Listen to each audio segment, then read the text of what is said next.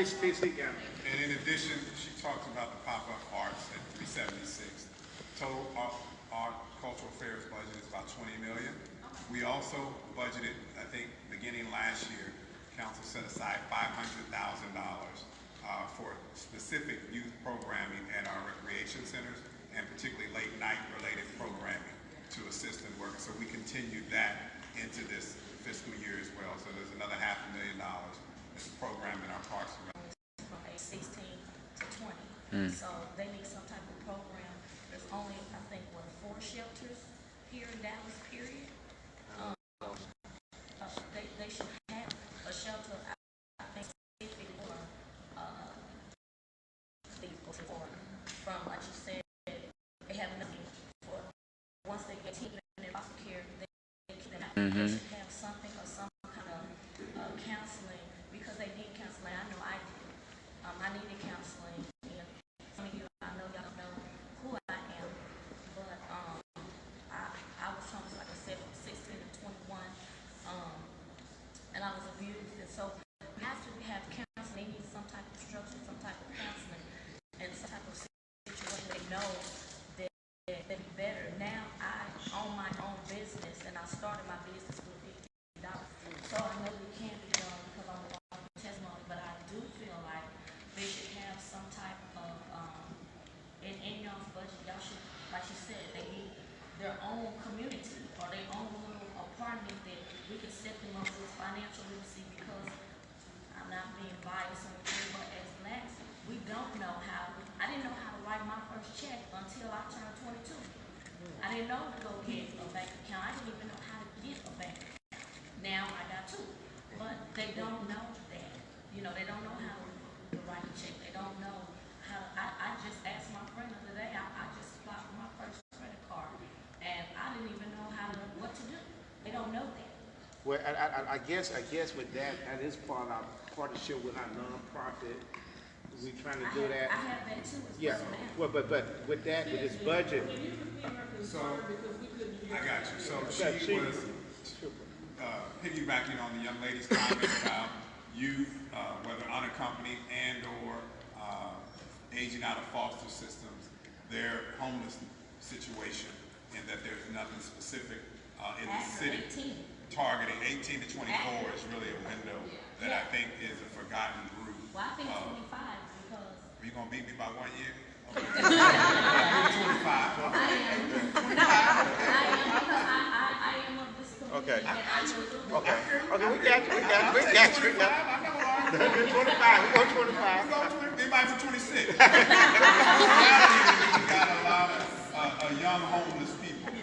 In all seriousness, and I think we approved $20 million in the bond program to find a way to build, as the councilman said, at least 1,000 units over the next 5 years for homeless individuals. And so one of the focal points is youth, 18 to 25. 25. I think members, the young people in the LGBT community as well, and families is a focal point. And I think whenever we talk about homelessness, people automatically gravitate and think, particularly around housing, it's the individuals that you see on the corners that may be experiencing other co-occurring disorders. And so we've got a responsibility for everyone. But I know there are some gaps in our system, in our continuum for young, unaccompanied people. And so we are working to try to get there. And I think we're going to restart a process that really has more dialogue around our focus on doing that. Maybe y'all can look at my thing that I have. What I planned what I do for my nonprofit, what I wanted to do. My nonprofit is called Angels with Open Arms, and right now I have a campaign called the Bucket Blood campaign that I do with my empty pickle buckets. Okay. That I give for the homeless, but I do have something that I wanted to present. So share that with the young lady, Juana, back there, before you leave. Okay, and what I want to try to get to the point that we kind of get off the subject a little bit, but it's still on the subject matter. We're talking about homeless, and number one, should we put more money in there? You know, do we got some more money that I can put in there? And that let me explain what we're trying to accomplish, so we're on the same page. TC gave us a recommended budget at 78 cents and an increase of 0.33 cents, right? We got $4.5 million there. We can figure out what we do. If we take money out of there, we got to take it somewhere else and balance the budget. So if I'm hearing homeless, you say, hey, do we need to put some more money over there in that bucket, you know, from this raise? Then that's what I need to hear from you. Do we need to raise that tax and put some more money over there? Because that's what I want to do. I'll write a minute and say, hey, we need to put another couple $100,000 there, another $300,000 there. I need to put some money for sidewalk. That's what we got to do. And I got to convince other council members to, hey, do you believe what I need to do? And that's what you're saying, and that's what we look. We're talking about homeless. Can we put some more money over there for homeless to set aside in this budget? That's what I'm hearing you saying, right? But that's what this is about. I mean, the other. I'm saying that, but I'm also saying you need to get people that are really homeless like I was, so that y'all can really get understanding of what they need. I know, but that's a different conversation right now. You already said we need to put more money over there. The program, how we do it, you need to get with her and say, hey, this is an ideal. This come with an idea, they come with a solution, they come with a strategy, and they come with a game plan and how to get it done. And that's another deal. Right now, we worry about where we need to put the money in. So right now, we're asking you, do we put money in the homeless? Do we put money in environmental or whatever? That's what we ask them. That's why I got to go back to the city council and say, hey, my town hall meeting said we need to put more money in the homeless. And the youth, that's, I know, but that's what I got to go back and present. You see, right now there's a timeline, a schedule that I got to turn all my amendment in by Friday. This coming Friday. That's why I have my town hall meeting right now to get the input so I can go back on Wednesday and say, hey, this is what we want. Yes, sir. I could y'all. Yes, sir. My question is more related. It's piggybacking, but it's more related to drug abuse and what kind of money is going to go to drug abuse facilities in this area. Because I'm Marcus X. Our people brother Shaw. We was the brothers that in the Greens, and you know when we first got there were teenagers from 13 to 17, about 20 or 30 of them standing outside. They all had 2 guns in their hands, and they was robbing and shooting and killing everything. And so we came in with love. We talked to the brothers, and we found out most of them was homeless, and it was a real bad drug abuse problem that was going on.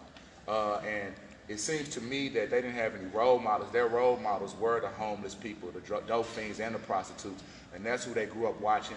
And so they felt like, you know, they could live like that, because when the people came to us, they was like, well, them little kids is dope fiends. We was like, the little kids is dope fiends. And they, you know, and then we found out they was, and they were homeless. So what I'm saying is, there's a drug abuse problem as teenagers. So what money is going to go toward a drug abuse facility or mental rehab facility in this area or whatever? And I'm not saying that tax the people in that neighborhood, because they already poor. Right. You know what I'm saying? If you tax them to fix something, this is gonna make it worse, because they already ain't got no money over there. So what kind of money can be drawn from other places besides taxing the community that's already poverty stricken to allocate from somewhere else, maybe a richer community that can pay for a drug abuse facility for teenagers and adults? Because there's a real bad problem going on right there in Highland Hills, and I promise you, it's just not right there.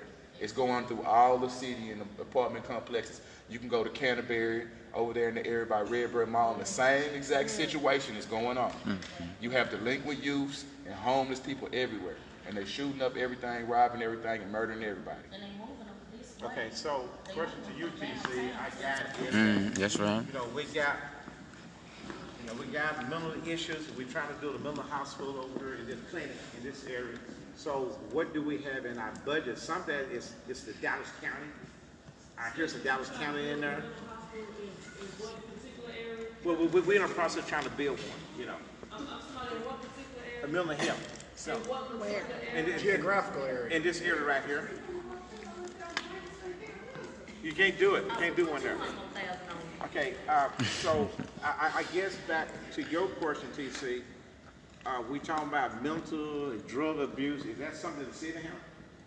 So, and I'll defer to the officers. I think community care. I don't think we spend that many resources on mental health. I think we connect people to services that are already out there, nonprofits and other governmental entities. And so when we go in, particularly to deal with homeless encampments, and or we are transitioning people into housing, what we do offer is connected services to wraparound services, whether you've got a daycare issue, whether you've got a drug abuse issue or mental health issues. We try to connect the resources so that they can do triage and work with the individual experiencing homelessness, particularly as we try to put them in shelters. And so they get that when they do want to receive assistance from us, but it's usually from affiliated groups and not specifically a city.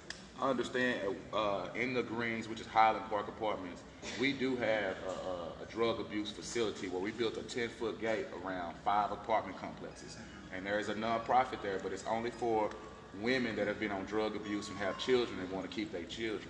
So we facilitate drug abuse women and bring them in there and give them an apartment to stay so they can keep their children. So we doing all that right now ourselves, you know what I'm saying, with no funding. You know, this is just straight out from my heart, you know what I'm saying? Besides going in there and not policing, but patrolling the community and showing love to the community. Because when we went in there, we were throwing events before we even moved in. Back to school events, feeding the whole apartments, bounce houses, horses, everything. And the community supported us in this effort, you know. And they brought the supplies in. When we made the call, they bring, because they know what we about. We about changing the community. We not about no money. So that's why we're here at this meeting, to just figure out what's going on. We had, like, you have to get in our program, you have to have been off drugs for 3 months in another program. So we do need to get connected to those resources. Okay, so what I'll do, you see that lady right there, Miss Diane Gibson? You know, and she kind of connection, you know, with the community, with the courts and with the county, because some of the county issues, some of the city, but get with her. And I guess what I'm hearing right now is, number one, is that we got a problem. We know we have a problem. Do we address it in our budget? I mean, that's the question. Do we address it in our budget? Do our policy and our procedures say we can address it in our budget? And that's been the question we got to ask. I got to ask the city manager, I got the city attorney, you know, do this work out? Can we get into, you know, drug rehab? You know, that's really not our job, but do we have a gatekeeper or coordination to do that? But we got some sources out here that can point you in the right direction. Okay, I'm going to see anybody else beside you. Anyone else? Okay, you're the last one. Okay, quick question. It sounds like you know about a bunch of programs for the homeless. It's wonderful. But how do the homeless find out about it? Right. How Right. does the community find out about him? Because I agree with him. I already love this man. I don't even know him. Because I did the same thing. I run Cedar Ridge RV Park. I did the same thing. I went in there with my heart and got to everybody and got rid of the drugs, and the same people are still there. The neighborhood's cleaned up. As Officer Dickens tells me, I self-patrol. It's the only way to happen is to get the people, because how do we find out what the city has? Because you can go around, and even Tenell's meetings, in this town hall meeting, how do they find out where they can come speak their piece? How do they know, hey, this program's available, it'll help me? Because they're sitting on the street, or they're worried about how do they know how to get out of it? Where's the connection between the city and the people? So, specifically the people who are experiencing homelessness, we have street outreach workers that visit encampments daily. When people call 311 and or they're driving around and they see them, and they obviously know where there's a wealth of them, just because where it's, I guess, safe to congregate. So they go out and actually reach out to people, and we'll ask them and share with them, hey, we've got a bed for you. Do you want to get off the street? And then what are your other issues if you want to have that conversation? And so they do that on a daily basis to people experiencing homelessness. For individuals who want to get engaged and or obviously want to share where an encampment is, you just dial 311 and you can report that, and or you can call and inquire about, hey, what kind of services are available that I can make them available to certain individuals. Let's say they don't have a phone. Right. They don't have a They phone. don't have a phone. Well, I mean, you asking me about stuff that, I mean, I can't I'm just control. curious where Person that don't have a connection phone, but you got a phone. Like, it sounds like you got great programs. I got you. I'm saying my But point is, how do we go out and seek out people with homelessness. I can't know everybody who does not have a phone. But they only seek encampments, like they don't go in individuals, because I'm sure a lot of people run from the city. Right. I'm saying They if need you a say go safe to zone. individuals, I mean, you go where there are homeless people. Okay. And it may not be in a camp, but they may just be hanging out. And so they will go and have those conversations. Our library runs a progressive program that tries to engage people, particularly our main library, who has a lot of homeless people that congregate there. So they do special programming and share resources of availability for people. So we try our best. Again, if you know of groups, you need to just call 311 and we'll go out to those areas and offer and have the conversation with people who may be experiencing homelessness. And so, again, not everybody has a phone, you're correct, but you know, we probably do the best we can to try to get out and get into the communities of people who are experiencing homelessness. Make sure you have the address. 311 is very specific. You got to have addresses and everything. You can call, you're right, you can call and give vicinities or intersections across streets. What I'm hearing right now, I think Ms. Gibson, if you don't mind staying a little later, and the lady over at the homeless, over where you stay a little later, and the people ask you first, where you get with them, because that's a coordinator, they know more than I do, and I mean, whatever, I mean, get with her and huddle up, and so therefore we know what we can do, is this something that we need to